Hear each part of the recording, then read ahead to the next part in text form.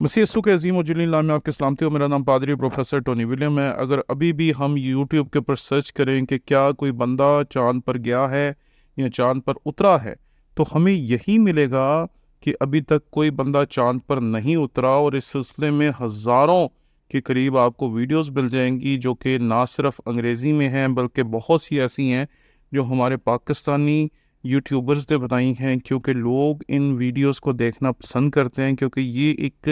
ایسی حقیقت کو جھٹلاتی ہیں جس حقیقت سے ہم انکار نہیں کر سکتے، لیکن جو کہ ان میں بڑے وثوق کے ساتھ رد کیا گیا اس حقیقت کو۔ ہم آج بھی ان ویڈیوز کو دیکھ کر ان لوگوں کے ان دعووں کو ماننے سے انکار کرتے ہیں، اور بے شمار لوگ ہیں جو دعویٰ کرتے ہیں کہ جی جھوٹ ہے، چاند پہ کوئی جا ہی نہیں سکتا، چاند پہ کوئی اتر ہی نہیں سکتا۔ میں ایک ویڈیو دیکھ رہا تھا جو کہ ہمارے ملک کے ایک بہت بڑے اسکالر ہیں، انجینئر محمد علی مرزا، ان سے یہ سوال کیا گیا کہ آج بھی بہت سارے علماء ہیں وہ یہی مانتے ہیں کہ چاند پہ کوئی جا نہیں سکتا اور چاند پہ کوئی اتر نہیں سکتا۔ تو انہوں نے جو کہا وہ بڑا بامانی، انہوں نے کہا کہ دراصل یہ تو حقائق ہیں، جو کچھ سائنس ہمارے سامنے پیش کرتی ہے وہ تجرباتی چیز ہوتی ہے، اس کو آپ چھو سکتے ہیں، دیکھ سکتے ہیں، اور دیکھ کے چھو کے سمجھ سکتے ہیں، اس میں تو کوئی شک والی بات ہی نہیں ہے، کیونکہ انہوں نے تو یہ ساری چیزیں ہمیں دکھائی ہیں۔ اور جب ہم چندریان 3 کو دیکھتے ہیں تو چندریان 3 میں تو جو کچھ ہوا، جب وہ لانچ ہوا دنیا سے تو تب وہ دکھایا گیا، جب وہ دنیا کے آربٹ میں پہنچا یا جس کو مدار کہتے ہیں اس میں پہنچا تو پھر ہمیں بتایا گیا، اور جب وہ دنیا کے مدار سے نکل کر چاند کے مدار میں گیا تو پھر ہمیں بتایا گیا، جب چاند کے مدار سے اس نے چاند کے اندر اس حصے پر اپنے شپ کو اتارنا تھا جہاں آج تک دنیا کا کوئی اور ملک اپنی شپ کو اتار نہیں سکا، تو ہم یہ دیکھتے ہیں کہ اس نے ایک ایک لمحے کی ایک ایک چیز کو رپورٹ کر کے دکھایا، ویڈیوز کی صورت میں دکھایا، اینیمیشنز کی صورت میں دکھایا، اور پوری دنیا نے ان کے ہر ایک قدم کو، ہر ایک سٹیپ کو، ہر ایک چیز کو اوتھینٹیکیٹ کیا۔ اور آج اگر آپ دیکھیں گے تو آپ کو پتا چلے گا کہ جو جاپان ہے اس نے ہندوستان کے ساتھ ہاتھ ملایا ہے، اور وہ ان کے اگلا جو پلان ہے جو چندریان 4 ہے اس پر ان کے ساتھ کام کرنے کے لیے تیار ہیں۔ کل جب چندریان 3 کامیاب ہو گیا تو آج اگر آپ دیکھیں گے تو انڈیا ٹوڈے کی رپورٹ ہے کہ اب وہ چندریان 3 سے ہٹ کر اگلے فوکس کی طرف چل پڑے، اور چندریان 4 ہے جو وہ جاپان کے ساتھ مل کر کریں گے۔ اور انہوں نے یہ بڑے واضح طور پر بتایا ہے کہ اسرو جو کہ انڈیا کی اسپیس ریسرچ آرگنائزیشن ہے، اس کا جاپان کی جو اسپیس ریسرچ آرگنائزیشن ہے جس کا نام جیکسا ہے، اس کے ساتھ ایک معاہدہ کیا کہ اب وہ چندریان 4 پہ کام کریں گے۔ لیکن ہم تو ابھی بھی وہیں پھنسے ہیں، ہم تو یہ کہہ رہے ہیں کہ یہ سب کچھ جھوٹ ہے، یہ 2 نمبر ہے۔ آج صبح جب میں خبریں سن رہا تھا تو مجھے پتا چلا کہ ہندوستان دنیا کا 4تھا ملک ہے جس نے جا کر چاند پہ لینڈنگ کی، اور ایشیا کا 3را ملک ہے جس نے وہاں جا کر چاند کے اس حصے میں اپنے جہاز کو اتارا جس میں آج تک کوئی اور جا نہیں سکا۔ اور ایک ہندوستانی جو تجزیہ کار تھے وہ کہہ رہے تھے کہ شاید کبھی چاند کی زمین کی قیمت لگائی گئی تو جس حصے پہ انہوں نے اپنا جہاز اتارا ہے وہ چاند کا سب سے قیمتی حصہ ہوگا، کیونکہ وہاں پر پانی موجود۔ میں جب یہ سوچ رہا تھا کہ ہم کہاں کھڑے ہیں، ہم ابھی بھی سائنس سے آنکھیں بند کیے ہوئے یہی سوچ رہے ہیں کہ یہ سب کچھ جھوٹا ہے، یہ سب کچھ 2 نمبر ہے، یہ سب کچھ درست نہیں ہے۔ آج صبح ایک تجزیہ نگار کہہ رہا تھا کہ میں نے جب اپنے انسٹاگرام اکاؤنٹ پہ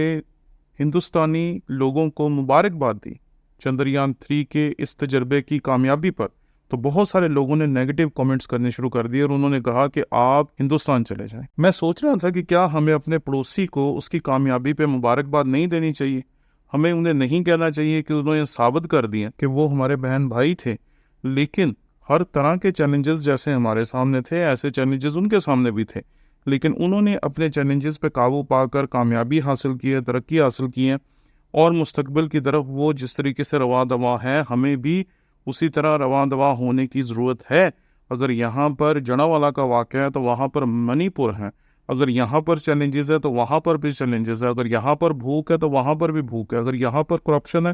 تو وہاں پر بھی کرپشن ہے۔ ہم پیرالل چل رہے ہیں، لیکن وہ ٹیکنالوجی میں ہم سے بہت آگے ہیں۔ آج صبح جب میں تجزیے سن رہا تھا تو ایک شخص نے کہا کہ ہم ہندوستان سے 100 سال پیچھے نہیں ہیں، 1000 سال پیچھے ہیں، اور وہ ہم سے 100 سال آگے نہیں بلکہ 1000 سال ٹیکنالوجی میں آگے ہیں۔ کیونکہ دنیا میں جہاں چلے جائیں انہی کے لوگ ہیں جو حکمران ہیں، انہی کے لوگ ہیں جو کہ کام کر رہے ہیں، انہی کے لوگ ہیں جو ٹیکنالوجی کے بڑے بڑے ہبس پہ بیٹھے ہوئے ہیں، چاہے وہ سندر پچائی ہو، چاہے وہ ستیہ نڈیلا ہو، چاہے وہ کوئی بھی اور شخص۔ اگر ہمارے پڑوسی نے ترقی کی ہے تو اس حقیقت کو سرے سے رد کرنے سے بہتر ہے کہ ہم لوگوں کو بتائیں کہ انہوں نے ترقی کی ہے اور ہمیں انہیں مبارکباد کہنا چاہیے۔ لیکن میں اس بات کو آپ پہ چھوڑتا ہوں کہ آپ مجھے مشورہ دیں، کیا ہمیں انہیں مبارکباد دینی چاہیے یا نہیں دینی چاہیے؟ کیونکہ ہم جن حالات میں ہیں یہاں پر بات کرتے ہوئے ڈر لگ کہ کس طریقے سے بات کریں اور کیا بات۔ ان دنوں میں جب بھی کوئی شخص یوٹیوب پہ، فیس بک پہ، واٹس ایپ پہ، سوشل میڈیا پہ کچھ بھی شیئر کرتا ہے تو ہم دیکھتے ہیں کہ اس کے خلاف بڑا بھاری ریئیکشن آتا ہے۔ کہیں اس کے خلاف پرچے کاٹے جا سکتے ہیں، کہیں گرفتاریاں عمل میں آ جاتی ہیں۔ ایک شخص نے آیت ڈالی اور آیت کی وجہ سے اس بیچارے کے اوپر پرچہ ہو گیا۔ تو میں یہ سمجھتا ہوں کہ ہمیں ہندوستان کو مبارکباد دینی چاہیے یا نہیں دینی چاہیے، یہ میں آپ پہ چھوڑتا ہوں۔ اگر آپ سمجھتے ہیں کہ ہمیں ان کی حوصلہ افزائی کرنی چاہیے تو آپ ضرور کومنٹس میں بتائیں، اگر آپ سمجھتے ہیں کہ ہمیں انہیں مبارکباد نہیں دینی چاہیے تب بھی آپ بتائیں، تاکہ ہم اپنے پڑوسی کی اس کامیابی میں خوش ہونا چاہتے ہیں یا ہم صرف اپنی ہی پریشانیوں میں کھوئے رہنا چاہتے ہیں، یہ آپ فیصلہ کریں۔ کیونکہ دیکھیں کہ وہ پوری دنیا میں چوتھے نمبر پہ جا کے کھڑے ہو گئے ہیں، ہم انہی سے جدا ہوئے ہیں، ہم انہی سے علیحدہ ہوئے ہیں۔ میں آج صبح ایک تجزیہ نگار کو سن رہا تھا اور وہ جو بات کر رہا تھا وہ بڑی سخت تھی۔ وہ کہہ رہا تھا کہ جو ہندوستان ہے اس کا چندریان 3 کا جو پروجیکٹ ہے وہ کامیاب ہو گیا، کیونکہ ان کا جہاز جو ہے وہ چاند کے اوپر پہنچ کر وہاں اتر کر اس نے اپنی تحقیق شروع کر دیا۔ ہم اپنے چیئر لفٹ پہ پھنسے ہوئے لوگوں تک نہیں پہنچ پا رہے، اور کتنی محنت، کتنی کوشش اور کتنا تردد کرنا پڑا، اور اس کے بعد پھر ہم اپنے لوگوں کو بچا پائے۔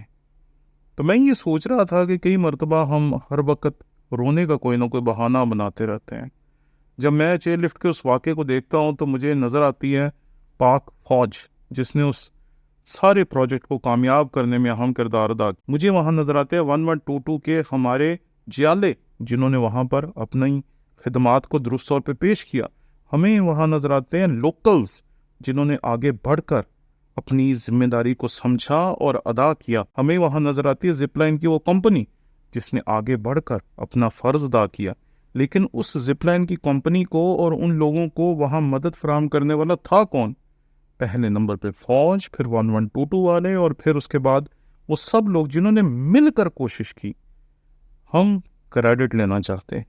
اور کریڈٹ لینے کے چکر میں کوئی کہتا ہے فوج نے صحیح طرح کام نہیں کیا، کوئی کہتا ہے 1122 نے صحیح طرح کام نہیں کیا، کوئی کہتا ہے کہ مقامی لوگوں نے دراصل جو لفٹ لگائی وہی غلط لگائی۔ میں سمجھتا ہوں کہ یہ موقع تھا پوری قوم کو ایک بات کے لیے اتفاق کرنے کا، اور ہم نے اتفاق کیا اپنے گھروں میں، اپنی مساجد میں، اپنے چرچز میں، اپنی عبادت گاہوں میں ان 8 لوگوں کے لیے دعائیں کی۔ کتنے ہیلی کاپٹر سے بچے، کتنے ڈولی سے بچے، کتنے زپ لائن والوں سے بچے، یہ بات چھوڑ دیں۔ ہمیں خداوند کا شکر گزار ہونا چاہیے کہ ہمارے وہ عزیز بچے اور اب وہ زندہ ہیں۔ اور اگر پڑوسی کی بات کریں تو سائنس اپنی جگہ پر حقائق ہمیں دکھا چکی ہیں۔ ہم اگر سائنس کے سامنے آنے کے باوجود اپنی آنکھیں بند کر کے یہ ماننا چاہتے ہیں کہ ابھی تک چاند پہ کوئی نہیں گیا، تو چاند پہ 12 لوگ ہیں جو اترے، 24 ہیں جو چاند کے گرد پہلی مرتبہ سن 1959 سے 72 کے درمیان چکر لگاتے رہے، اور ان 12 میں سے 4 ابھی بھی زندہ ہے جنہوں نے امریکہ کے اپولو مشن کے وسیلے سے چاند پہ قدم رکھا تھا۔ یہ حقائق ہیں، اگر آپ انکار کرنا چاہتے ہیں تو کر سکتے ہیں، لیکن اگر نہیں کرنا چاہتے تو ضرور اپنے ان بہنوں اور بھائیوں کو جو ہمارے یوٹیوب کے اس گھرانے کا حصہ ہیں اور جن کا تعلق ہندوستان سے ہے، انہیں ضرور مبارکباد پیش کریں۔ شکریہ۔